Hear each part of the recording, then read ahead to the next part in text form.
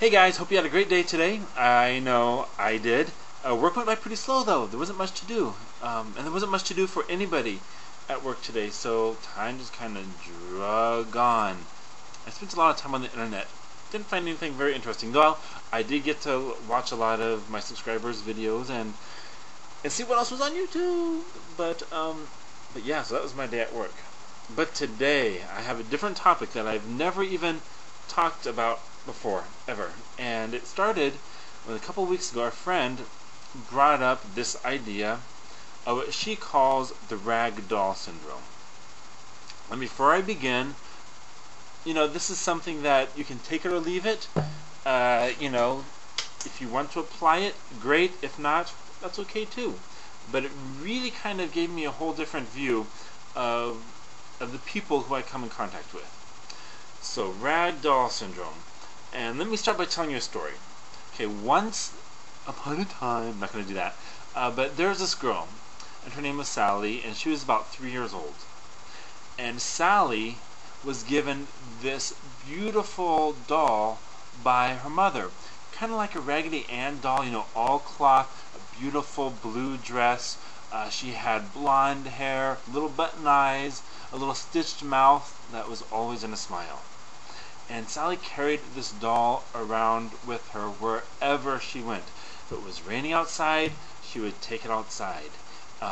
If she was sleeping by the dog, she would cuddle with it by the dog. She always slept with it at night. And she never let it out of her sight. Well, as time went by, her little doll started to become not so much to look at.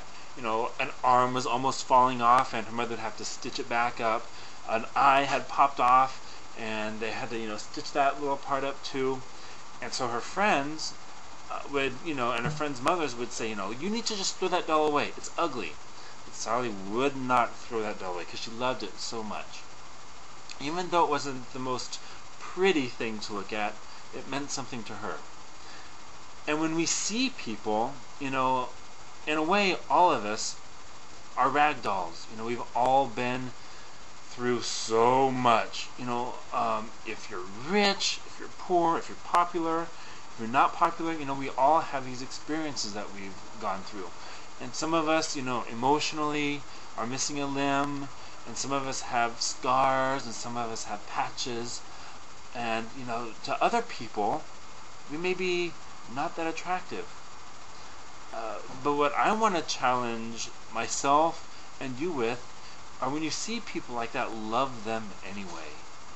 Because they are like rag dolls, and if we look at them as to who they really are, we'll see that everybody really deserves love. And I was thinking about, well, does that mean, Mrs. Sandpaper? I've talked about Mr. and Mrs. Sandpaper before. Those people who really, really get on your nerves. And to us, all we can see are the muddy parts. But yeah, and it's really hard to love people and just to really, care for people. But what I found in this past couple weeks is that I look at people differently now, and it's a choice. It's like I'm going to do this today. It's not something that just happens. And it really does make a difference as far as attitude, as far as complaining, because we realize there are so many people out there who are hurting so much. So that's my challenge to all of us. And the really cool thing about YouTube is that we come in contact with so many people that are so different from us. Whether we subscribe to those people or we have people subscribe to us, that we usually would not even, sometimes we just don't run in the same circles. But the cool thing about YouTube is that we do have that community, and we really do form those bonds where, if somebody is going through a hard time, they'll say it, and we'll be there to support them and to really care for them. So that's my topic today. I know, kind of mushy, kind of squishy, feely, lovey-dovey, but whatever works, right? So I hope you have a good rest of the week, and I will talk to you guys later. Okay, bye.